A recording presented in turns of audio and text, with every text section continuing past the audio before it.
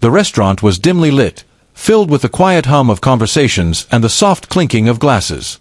It was the perfect place for a secret meeting, or so my wife thought. I had known for weeks that Sarah was seeing someone else. The late nights, the sudden work meetings, and the subtle distance between us all added up. At first, I wanted to deny it. I told myself it was stress, that she needed space. But the evidence became undeniable. When I finally caught her messages by accident, I felt my heart sink. She wasn't just flirting. She was meeting him. Regularly. I sat in silence that night, staring at my phone, the words cutting through me like a blade. But instead of exploding in anger, I decided to act with clarity. If she wanted another man, then she didn't deserve to keep me. I met with a lawyer the very next day. The divorce papers were drawn quickly, everything I needed neatly written in black and white. I didn't want to drag it out. I wanted her to know that I respected myself too much to beg. Then came the idea, the final act of quiet revenge. If she could meet her lover at a restaurant, then she could receive my answer there too. The following Friday, I watched from a distance as Sarah walked into the same restaurant she had been sneaking off to.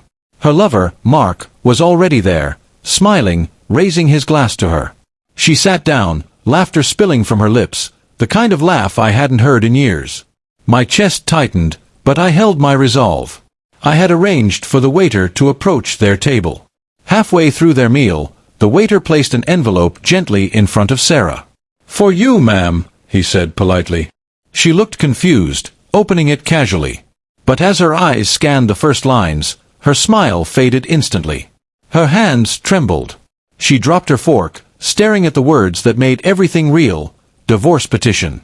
Mark leaned in, whispering, "What is it?" But the look on her face said it all.